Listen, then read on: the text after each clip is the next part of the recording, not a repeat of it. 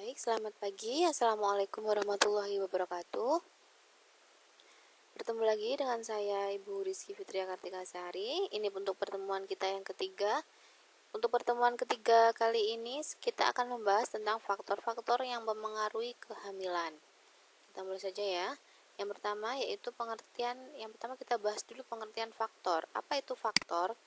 Faktor adalah segala hal yang dapat menghasilkan sesuatu yang positif maupun negatif atau disebut asal-usul dari suatu masalah. Jadi sesuatu apapun yang menimbulkan suatu masalah itu disebut faktor. Faktornya apa sih terjadi suatu masalah? Seperti itu misalnya ya. Kemudian ada 3 faktor yang mempengaruhi kehamilan, yaitu faktor fisik, faktor psikologis, dan faktor sosial budaya dan ekonomi. Faktor fisik yang pertama yaitu faktor fisik. Faktor fisik seorang ibu hamil adalah faktor yang berpengaruh utama pada kondisi tubuh ibu hamil. Jelas karena kan kita lagi membahas untuk faktor fisiknya. Fisik secara apa yang terlihat di ibu hamil tersebut. Yang kedua yaitu faktor psikologis adalah faktor yang mempengaruhi kehamilan berupa stresor atau tingkat stres yang berlangsung ke syaraf atau otak manusia untuk selanjutnya dicerna dan diterjemahkan untuk melakukan sesuatu kegiatan.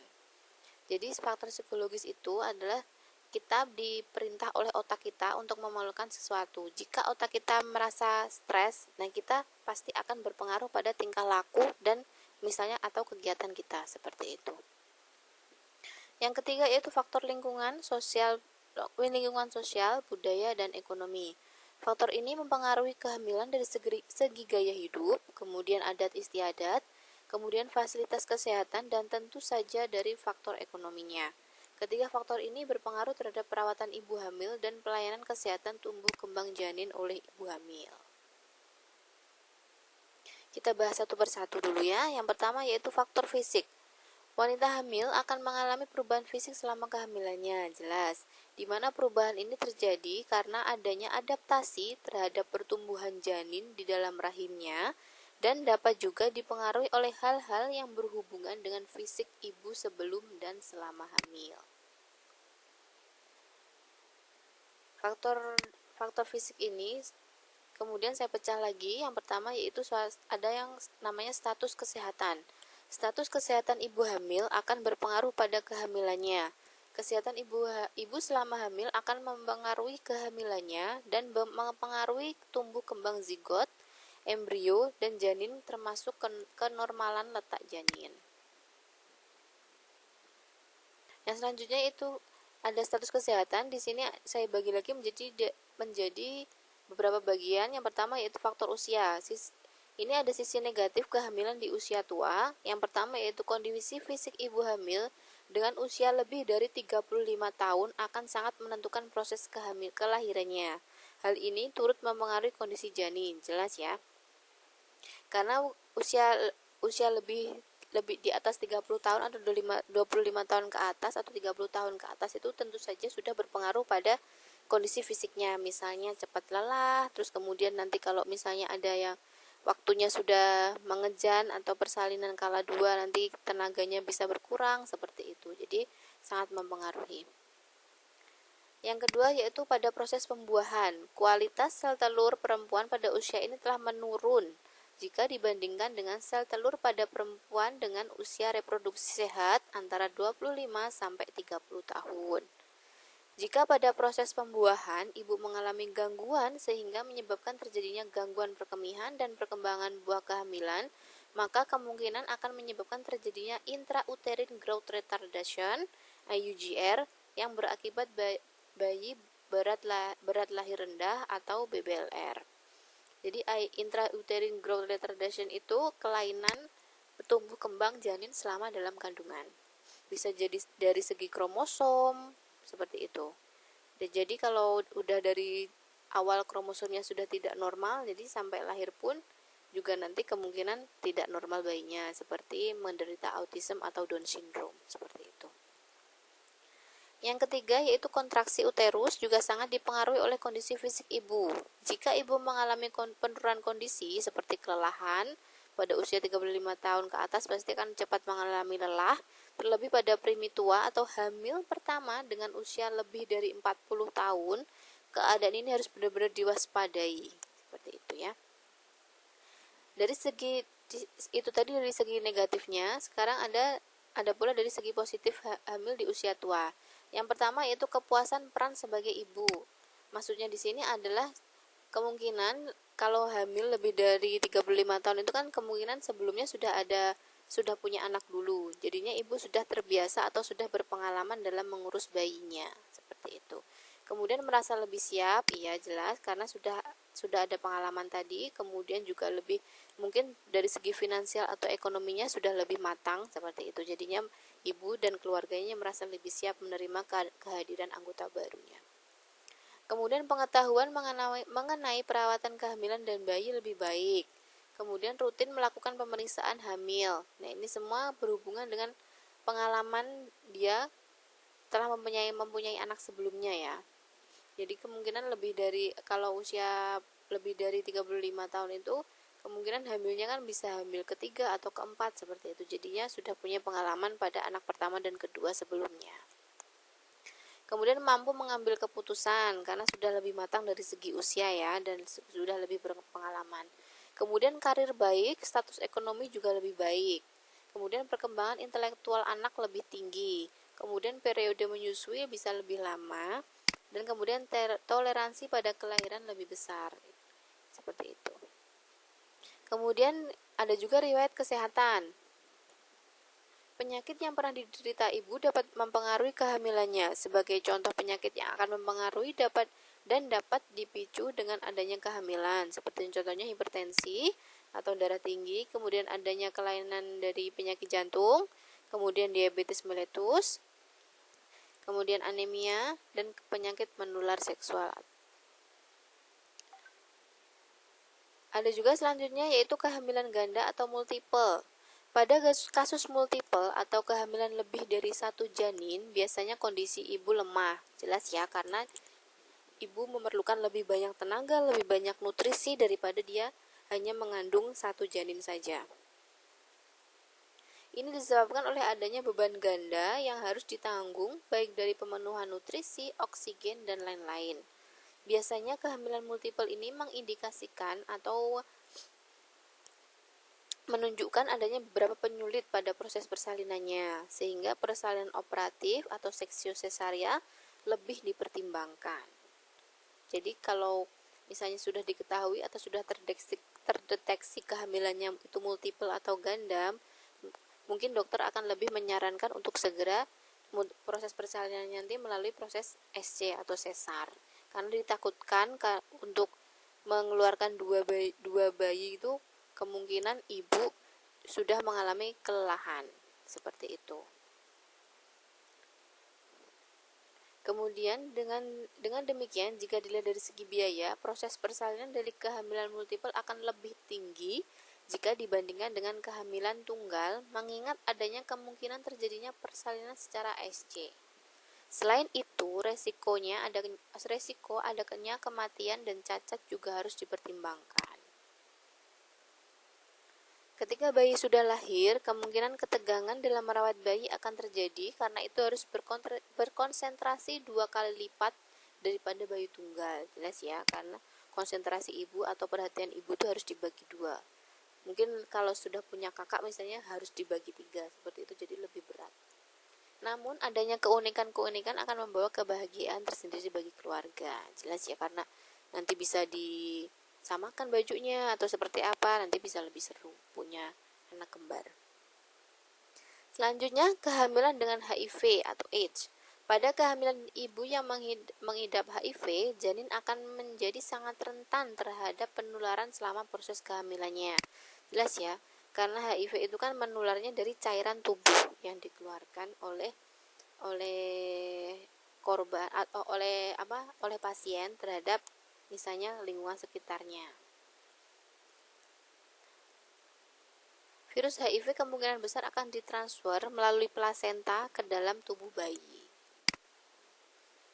Apalagi kalau nanti sudah melahirkan terus kemudian menyusui, nah itu bisa ditularkan melalui air susu ibu.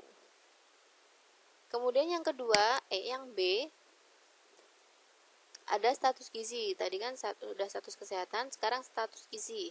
Pemenuhan kebutuhan nutrisi yang adekuat atau yang baik sangat mutlak dibutuhkan oleh ibu hamil agar dapat memenuhi kebutuhan nutrisi bagi pertumbuhan dan perkembangan bayi yang dikandungnya dan persiapan fisik ibu untuk menghadapi persalinan dengan aman.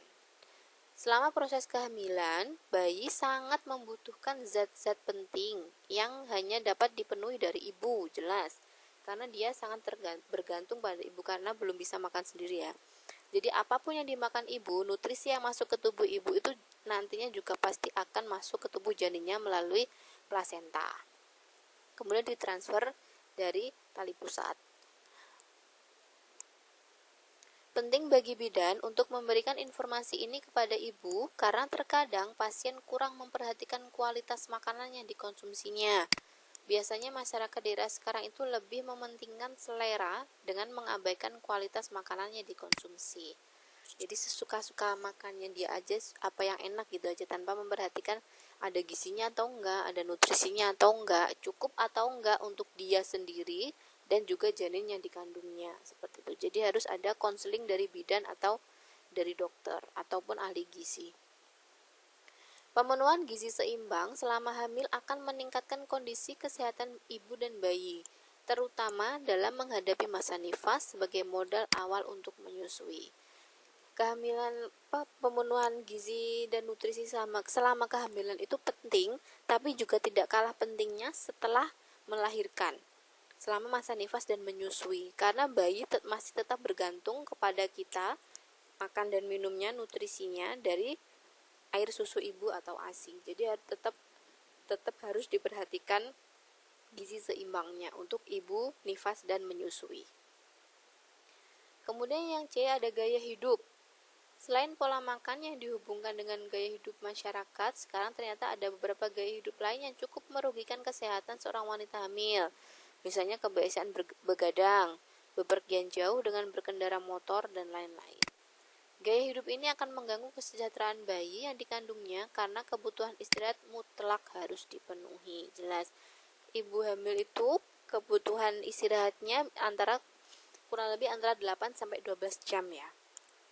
Jadi minimal 8 jam. Bisa jadi kalau misalnya jam malamnya tidak lebih dari 8 jam, mungkin bisa diimbangi dengan tidur siang. Jadi harus minimal 8 jam agar kesehatan ibu dan bayinya itu bisa tetap terjaga. Ibu juga tidak gampang capek atau lelah.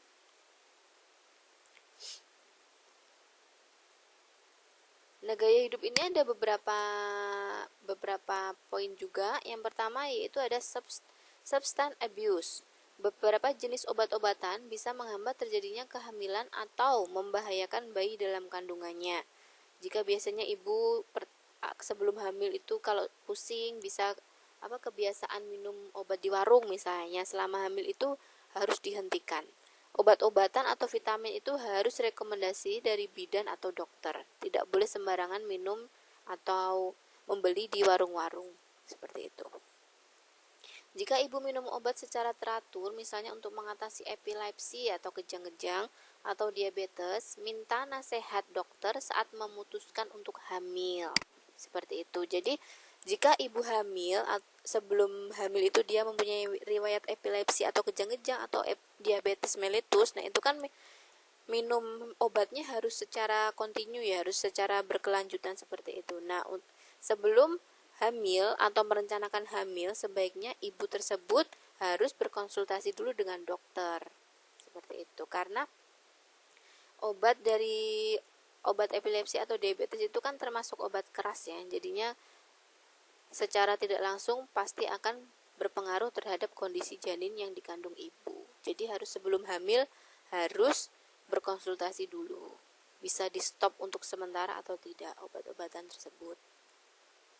Kemudian ada aspirin dan sulfanilamid, cukup aman pada awal kehamilan. Aspirin itu biasanya untuk obat nyeri ya, misalnya sakit kepala, terus kemudian sakit gigi, seperti itu bisa dipakai. Tapi dengan dosis yang rendah. Dosis yang paling rendah. Cukup aman pada awal kehamilan, namun banyak yang belum diketahui mengenai efek jangka panjang pada janinnya. hindari obat-obatan yang diduga membahayakan. Pokoknya harus diberitahu atau dikonsultasikan atau dikomunikasikan dengan ibu itu, ibu selama hamil jika mengalami keluhan apapun, misalnya seperti pusing atau mual, muntah, itu diusahakan jangan membeli obat-obatan dari luar misalnya atau dari warung. Harus sesuai dengan anjuran bidan atau dokter. Atau kalau misalnya keluhan tersebut sudah tidak bisa ditolerir lagi atau sudah tidak tahan dengan pusingnya misalnya, harus segera ke fasilitas kesehatan, ke bidan ataupun ke dokter untuk mendapatkan pengobatan yang lebih lanjut. Yang kedua yaitu perokok. Ibu hamil yang merokok akan sangat merugikan diri sendiri dan bayinya, jelas ya. Kalau tidak hamil aja bisa merugikan, apalagi sedang hamil.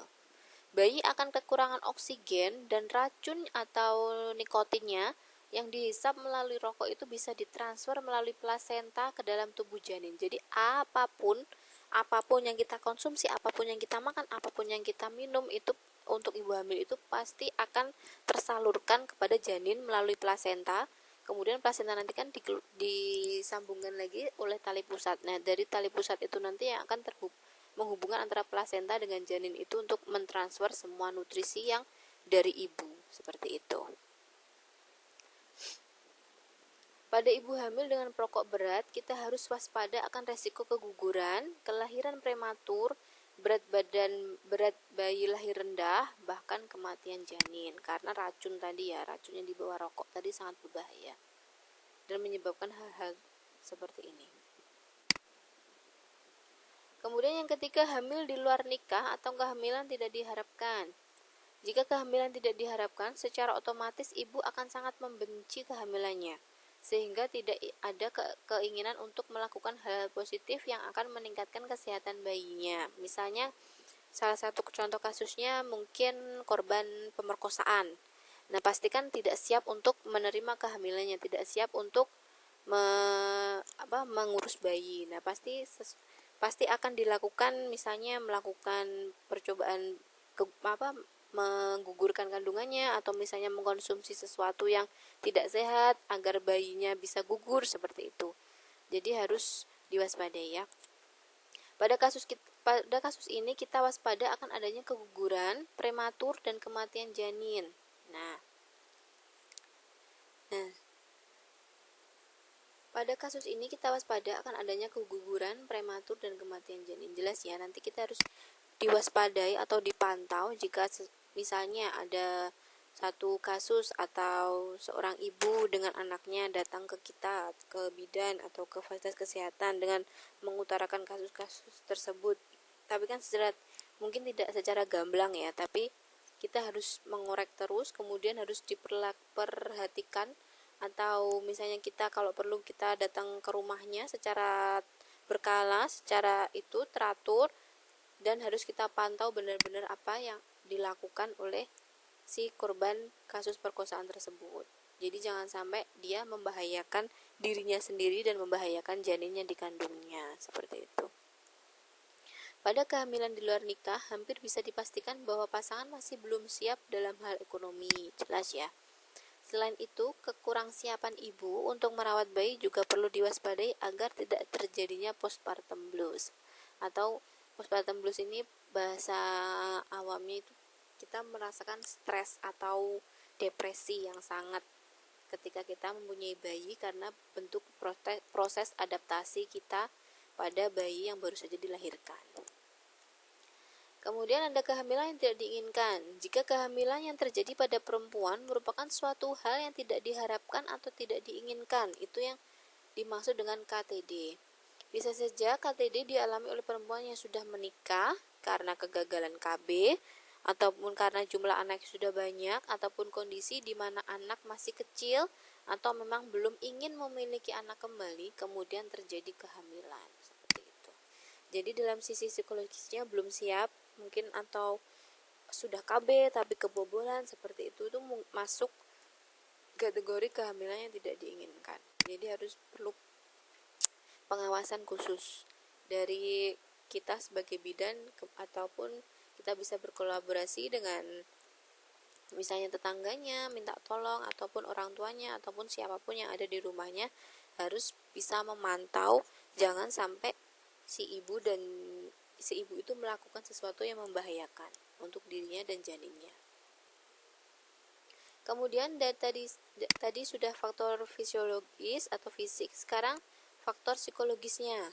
Ada yang pertama yaitu stresor internal dan eksternal. Kita bahas dulu satu persatu. Stresor internal. Stresor internal meliputi faktor-faktor pemicu stres ibu hamil yang berasal dari dirinya sendiri. Adanya beban psikologis yang ditanggung oleh ibu dapat menyebabkan gangguan perkembangan bayi yang nantinya akan terlihat ketika bayi lahir.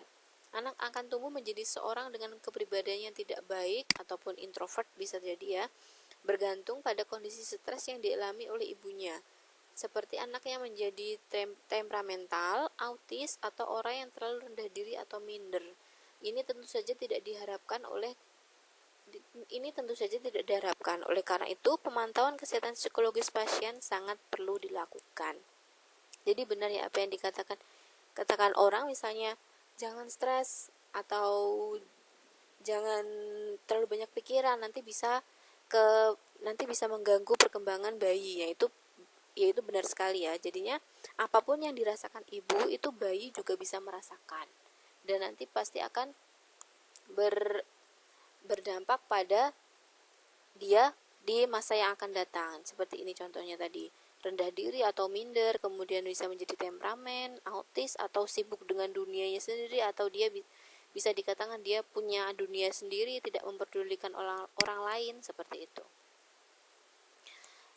Yang B, ada stresor eksternal. Pemicu stres yang berasal dari luar bentuknya sangat bervariasi. Misalnya, satu, masalah ekonomi, kemudian konflik keluarga, pertengkaran dengan suami, tekanan dari lingkungan, ataupun respon negatif dari lingkungan pada kehamilan lebih dari 5 kali, dan masih banyak kasus yang lain. Masalah ekonomi jelas ya, karena kita menikah, kemudian kita harus siap punya anak itu. Yang pertama itu harus fondasinya dari sisi ekonomi dulu. Kita siap nggak mau punya anak, seperti itu. Nanti bagaimana dia tumbuhnya, bagaimana kita merawatnya, seperti itu. Kemudian ada konflik keluarga. Kemudian pertengkaran dengan suami, ini sebisa mungkin harus dihindari selama kehamilannya. Karena seperti tadi, ini bisa mengarah ke stresor internalnya ibu hamil. Nanti kalau ibunya stres pasti akan mengarah ke bayinya juga, seperti itu. Jadi peran suami itu sangat penting. Peran dan dukungan suami itu penting.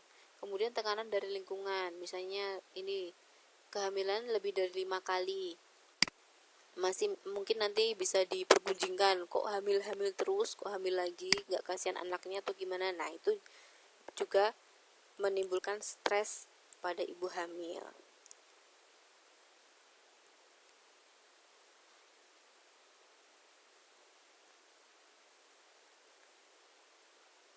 Kemudian dari faktor psikologis yang kedua yaitu support keluarga. Setiap tahap usia kehamilan, ibu akan mengalami perubahan baik yang bersifat fisik maupun psikologis. Ibu harus melakukan adaptasi pada setiap perubahan yang terjadi, di mana sumber stres terbesar terjadi dalam rangka melakukan adaptasi terhadap kondisi tertentu. Jelas. Misalnya, dalam usia kehamilan ini ibu kan akan utamanya akan mengalami perubahan fisik dan psikologis. Fisik misalnya berat badan bertambah, kemudian bentuk perutnya semakin buncit, kemudian dia akan mengalami cepat kelelahan, seperti itu kan, itu bisa sangat mengganggu pikiran ibu. Kemudian psikologisnya juga, karena mulai dari hormonnya yang berubah dari sebelum hamil, kemudian hamil itu kan pasti akan mengalami perubahan hormon. Nah itu ibu harus melakukan adaptasi selama kehamilannya. Oh ini saya lagi hamil nih, saya harus bersiap-siap dengan kehamilan dan bersiap untuk menghadapi segala macam perubahan yang terjadi selama hamil. Nah ini ibu tidak bisa sendirian, dia harus ada support keluarga, misalnya dari suami yang utama ya, kemudian dari siapa, ayah, ibu, atau saudara yang tinggal serumah dengan dia, seperti itu harus disupport ibu hamilnya. Kemudian dalam menjalani proses ibu hamil itu sangat membutuhkan dukungan intensif dari keluarga dengan cara menunjukkan perhatian dan kasih sayang. Jelas ya. Ini seperti kasus contohnya ngidam. Di awal-awal kehamilan itu kan ibu merasakan ngidam. Nah, sebenarnya dalam medis itu ngidam itu tidak ada ya, tapi ngidam itu bisa diartikan sebagai salah satu bentuk minta perhatiannya ibu kepada keluarga seperti itu. Jadi itu masuk ke masalah psikologis. Jadi ibu minta diperhatikan, akan dipenuhi nggak ngidamnya seperti itu. Jadi salah satu bentuk minta perhatian atau cari perhatian ibu gitu ya. Kemudian yang ketiga ada substance abuse. Kekerasan yang dialami oleh ibu hamil di masa kecil akan sangat membekas dan sangat mempengaruhi kepribadiannya. Ini perlu diperhatikan karena pada klien yang mengalami riwayat ini, tenaga kesehatan harus lebih maksimal dalam menempatkan diri sebagai teman atau pendamping yang bisa dijadikan tempat bersandar bagi klien dalam masalah kesehatannya. Klien dengan riwayat ini biasanya tumbuh dengan kepribadian yang tertutup. Nah, ini jelas seperti tadi, seperti yang saya jelaskan, ibu hamil yang mengalami stres itu pasti akan berdampak pada bayinya. Nah, itu sama juga yang dialami oleh ibu hamil ini. Misalnya di masa kecilnya dia ada KDRT dari ayah ke ibunya misalnya, atau korban broken home. Nah, itu sangat-sangat akan mempengaruhi kepribadian ibunya di masa yang akan datang. Begitu juga dia waktu dia hamil itu bagaimana cara menghadapi kehamilannya itu juga akan sangat berpengaruh. Nah, klien dengan riwayat ini biasanya tumbuh dengan kepribadian yang tertutup. Nah, ini kita harus, bidan itu perlu effort atau usaha yang lebih agar bisa menggali apa saja, seperti waktu kita anamnesa itu harus digali secara lebih mendalam lagi, karena ibu tidak akan bertanya atau tidak akan berkata apapun tidak akan berkata apapun kecuali kita bertanya, seperti itu ya. Maaf belibet. Jadi kita harus bertanya. Jadi dia tidak akan melakukan atau mengatakan apapun kalau kita tidak bertanya. Nah, itu merupakan klien dengan kepribadian yang tertutup. Yang selanjutnya yaitu partner abuse. Hasil penelitian menunjukkan bahwa korban kekerasan terhadap perempuan adalah wanita yang telah bersuami. Setiap bentuk kekerasan yang dilakukan oleh pasangan harus selalu diwaspadai oleh tenaga kesehatan. Jangan sampai kekerasan yang terjadi akan membahayakan ibu dan bayinya. Efek psikologis yang muncul gangguan rasa aman dan nyaman pada pasien. Sewaktu-waktu pasien akan mengalami perasaan terancam yang akan berpengaruh terhadap pertumbuhan dan perkembangan janinnya. Jelas ya. Jika ibu sudah merasa tidak aman dan tidak nyaman terhadap suaminya sendiri, nah itu perlu kita waspadai. Atau misalnya ketika dia melakukan pemeriksaan rutin setiap sebulan sekali tapi kok tidak didampingi suaminya, nah itu harus kita tanyakan. Bukan kita maksudnya kepo atau ingin tahu ya, tapi itu salah satu dari proses anamnesa kita. Kita harus mencari tahu lebih dalam lagi kenapa tidak didampingi oleh suaminya, atau mungkin entah suaminya itu kerja di luar kota atau bagaimana. Nah, kita itu harus tahu secara detail seperti itu. Kita juga bisa menanyakan hubungan dengan suaminya itu gimana, apakah perhatian atau melakukan apa, seperti itu. Kita harus mencari atau menggali terhadap ibu hamilnya. Yang ketiga, ada faktor lingkungan, sosial, budaya, dan ekonomi. Kita bahas dulu yang pertama, yaitu kebiasaan dan adat istiadat.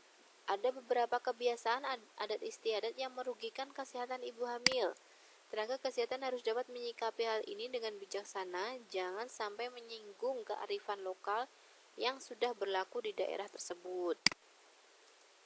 Atau salah satu contohnya misalnya minum jamu pada umur kehamilan seperti ini, gitu. Itu kan membahayakan ya. Jadi kita tidak tahu di jamu itu ada kandungan apa.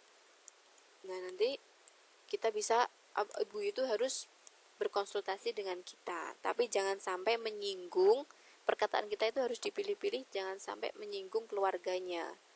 gitu, karena itu kan sudah menjadi kebiasaan atau adat istiadat yang ada di lingkungan ibu hamil tersebut. Penyampaian mengenai pengaruh adat dapat melalui berbagai teknik, misalnya melalui media massa atau pamflet atau brosur seperti itu. Kemudian pendekatan tokoh masyarakatnya, kita harus mendekati orang yang paling berpengaruh dalam lingkungan ibu tersebut, contohnya tokoh masyarakat, dan penyuluhan dengan menggunakan media yang efektif. Namun, tenaga kesehatan juga tidak boleh mengesampingkan adanya kebiasaan yang sebenarnya menguntungkan bagi kesehatan. Jika kita menemukan adanya adat istiadat yang sama sekali tidak berpengaruh buruk terhadap kesehatan, tidak ada salahnya jika memberikan respon yang positif dalam rangka menjalin hubungan yang sinergis dengan masyarakat.